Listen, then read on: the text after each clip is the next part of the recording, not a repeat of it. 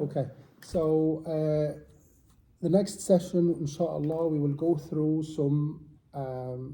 Basically, I wanted to say, most important thing as well, apart from being physically fit, is that mentally prepared. Okay, why we're going? We're going for Hajj, right? Brother, before you Sure. one question. Sure. So during the, like, if you go to Arafah or Muzdalifah, even so that during that time you can take a coffee, it will help, or any energy drink can help. Yes. Or is good or bad? Okay. Because sometimes energy drink Yes. can initially help, Yes. and after that you could not sleep or like this. Correct. So what we learn is after 2 p.m., try to reduce any caffeine. So I won't take any coffee after 2 p.m. I will take before 2 p.m., but I will not take after. To be honest, I used to train a lot, so I drink a lot of energy drink, but now I don't. I just use my coffee. And actually, I use black coffee.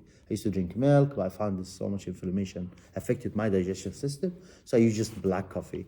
And I use it before I work out, for example, for me.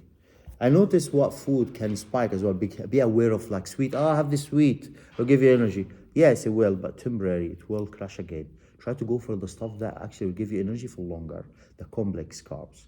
So I'll eat things that will allow me to have energy for longer. So I use it now like Greek yogurt. I use fats really now for energy more than I used to use carbs. But regarding to energy drink, I don't recommend them. I drink coffee, black coffee, but not after 2 p.m. After 2 p.m., if I drink, I won't be able to sleep properly at night. But caffeine intolerance is different from person to person. Some people can drink coffee and go to sleep. For me personally, we learn after 2 p.m. for your sleep cycle is better before that. Before, yeah, definitely. Okay, Jazakallah khair. Right, so mentally prepared. I've just put an experience of like about just under 10 years of visiting Saudi Arabia, organizing Umrah trips and families, groups.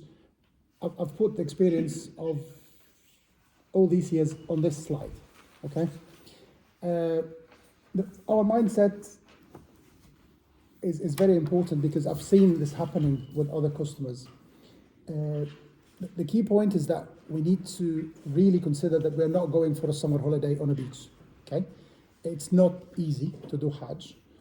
May Allah help us to be physically and mentally able and enjoy it as well. It's not just, we're not going there to tick the boxes. No, we are going there to perform Hajj, which is a sacred journey once in a lifetime, and then enjoy it as well and come out of it as better Muslims, clean sheet, yeah?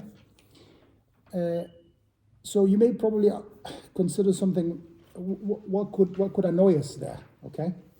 Loads of things can annoy us there. And if we are not in the right mindset, then that can easily make us grumpy, make everybody around us grumpy, and then argument starts, and then it will ruin the day for us, yeah? We'll start with the queues at the airports. Hajj queues are different than Umrah queues. Now, the old system was that the group, before COVID, Hajj processes were actually that you are a group, one group, 50, 60 people or 40 people, going one hotel, one flight. But this is different now. So hopefully that would affect the queues at the airports and it will be less. But we're expecting anything between 2 to 5 hours, sometimes more, at the airports, okay? Time that takes us to move from A to B. During Umrah, or actually different trips in Saudi Arabia, from A to B, it's an easy job. But no, Hajj movements are different and are controlled by loads of people that you don't see and you don't hear about. It's the Ministry of Hajj and Umrah regulations that there's something called in Arabic tafweeg, which is actually grouping you in people, in groups going for the same journey, and then following that all the way through. Sometimes this process takes a lot of time. So A to B normally takes 10 hours, normally takes like an hour, it can take to 5-6 hours. Okay, so we have to bear that in mind, and then we will come to the point later on. During Tawaf, you find people pushing you.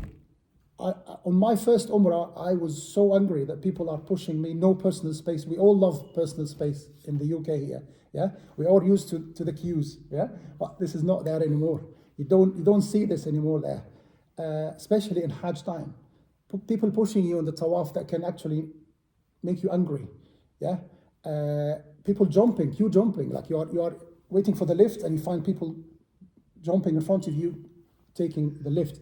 We're not saying that we are better than anybody. No, we're not. But what we're saying is that you have to be aware that this can happen, and if it happens, we're not going there to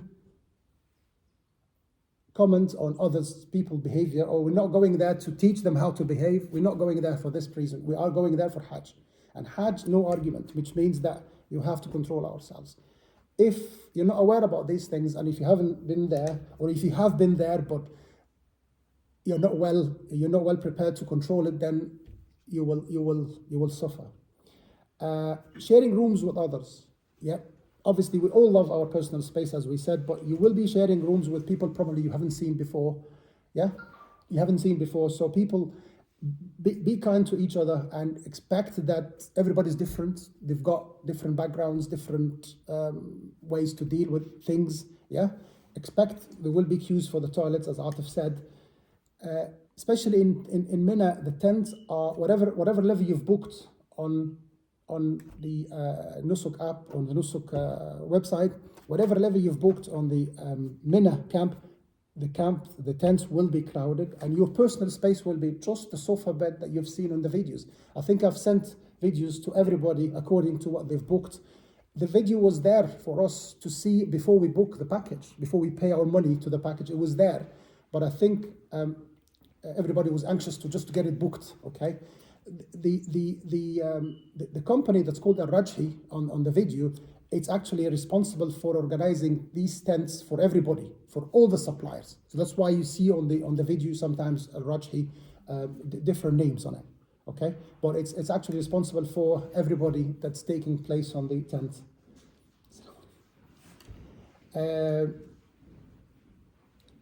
Being tired, hot weather again can affect our mood as well. So the answer to all these questions is just we have to have some patience and patience and patience again, okay? And we don't want to waste the time being grumpy, complaining about the bus is delayed, or the bus driver actually get lost. You would imagine from here, from this, from the UK point of view, that you're going from A to B, so the bus driver should know his way, okay? No, they know their way and they get lost. Because there's one point that you don't know, that these drivers come to the Saudi Arabia only for the season of Hajj. And no matter how many drivers each company has or have, they actually need more. So they employ seasonal drivers. And these seasonal drivers sometimes depend on the maps on the phone. So it's normal for the bus driver to get lost. And that can take us more time even. So if you don't know these things, you would say, why it's taking us that long to go from A to B? Yeah. So again, patience, and obviously we've got loads of time. So what we're going to do is we're going to just sit down and chat. No, we need to fill our time with the obviously Quran, zikr, making dua, and always try to be nice to each other as much as we can. We know it's not easy, and it's easy said than done. But to be honest, this is the only way we can manage and survive and get focus on the Hajj rituals, inshallah. We all know the reward, inshallah. So my piece of advice is that let's take it easy on each other. Let's take it easy on ourselves and enjoy it. And inshallah, we will be rewarded, inshallah. We're going to talk about just a few points that we need to let you know about. That it's always advisable to take a copy of your passport on either on the phone or hard copy, and keep it safe, because passports do get lost. Yeah. You recommend leaving it at yeah. I will say the door company, their policy for the last year was that they will collect the passports from us. They're not trying to control who's going where. No, they don't.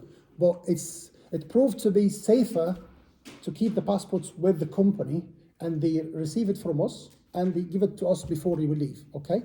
If you would like to keep your passport yourself, that's fine, no problem. But we've noticed that most of the people actually who keep their passports, these are the ones who lose it, okay? Because the rep who takes your passports as individuals or as group in this hotel or that hotel, he's responsible. So he takes it to the safe in the company and locks it, okay, until you need it, okay? So what you have during the transportations is probably your Hajj visa. That's all what you need, okay? So it's up to you. You can keep your passports. If they tell us they would like to take it and you don't want to give it to them, they are aware about this, no problem. So you can keep it, but passports do get lost. And to replace you with a new passport, if you've got a copy, that will make our life easy because we will have to contact the consulate and loads of things that we have to do. Have to do a police report and stuff. So with a copy, that would make things easier. If you're on any medicine, like any medicine, you're taking medicine. Sure. Sorry, brother. Sure. For if we go like a Mocha to Mina, Yeah. so what we'll do? We can leave our stuff in Mocha. Okay. We will come to the. We've got appointments to discuss your personal program in details in one each day, right? All right. So I think we haven't done yet yours, yeah. Yeah. No. So in this meeting, we will discuss your program day by day, and we will let you know what's happening. Yeah. If you're on any medicine, like you're taking medicines regularly, please take extra supply. So we are staying for 2 weeks, 3 weeks, the maximum period for our packages. Please take extra supply, okay? And a copy of your prescription. A copy of your prescription makes things really easy. If, God forbid, that you need any medical attention there, inshallah. Some of the insulin might need to put it in a fridge Yeah. or something. Some of the medication need to be aware of the. That was my next point. If you are diabetic, let us know. Please, let us know. If you are diabetic, if you are having kidney dialysis, please, we need to know. If you've got any heart condition, we need to know. We're not saying that it's not safe, but honestly, contrary, they are doing a very good job for the healthcare. Wallahi, yani هناك perfect. Whatever you feel, and it's completely covered. So you don't have to worry about paying anything, but we have to arrange things for you if you are on dialysis. Let's say, just God forbid, but if you are taking any insulin, as Atif said, or any other medicines, extra supply with you, a copy of your prescription, and let us know. Yeah? While we are there, please, the first point of contact is our WhatsApp group. Whatever happens, if you're not happy with anything, or if I'm not with you at the same hotel, because mashallah, we've got like about seven packages, 8 packages on our small group. So you can imagine, anything happens, first point of contact is me to contact me on WhatsApp, and inshallah it will be 24/7 available. When we arrive there, you will have a Saudi number, and I will get that from you separately so that we can talk on the Saudi lines, inshallah. Just one question. So if we've got like 7 packages with that group, like Yeah. how can we stay? I will come to that. You, the company, will provide the Saudi line. No. You will need, when we talk on your personal program for the diary, we will let you know exactly. Yeah, it's mainly it's in as soon as you arrive in Medina, you need to buy a SIM card. Yeah. Exchange rates. So people asked about loads of exchange rates questions about whether it's here or there. No, there is always the best. Okay. And we also put on the group that Monzo cards or Revolt cards, they will offer you the service without the non-sterling transaction fee that you get if you use your bank card. So that's a lot of saving if you would like to use your card. ATMs are all over the place, especially in Haram, Mecca, Medina as well, all over the place. But what we say is that get a small amount of cash with you just to move you around in the first 2 days. And then the rest of that, if you would like to put some money on the Monzo card and Revolt cards, these ones are free without non-sterling transaction fee. If you use your bank card, you will get this transaction fee, which counts obviously because you're going to use the card a lot. So yeah, that can save you a little bit of money. Yeah. We said about the meningitis. Meningitis is a must. We have to have it. There's no question about it. You have to have it. Loads of options available. Pharmacists, please speak to your GP or pharmacist, and we can decide. But you have to have a certificate. One of the sisters on the group, she managed to do it in Egypt for a nice, very nice price, which is perfect. But boots are available. Everest pharmacies are available. Tesco, they stopped doing it, unfortunately. I've done mine 3. It has to be actually, if you've done it in the last 3 years, then you don't need to, but you have to have the certificate with you. And the GP or the pharmacist will tell you this. Okay. The next question or the next point about the travel insurance. Do I need a travel insurance? It's completely up to you, but medical-wise, you're covered. But if you are thinking about medical, about travel insurance, if you lose the bag, that's not covered.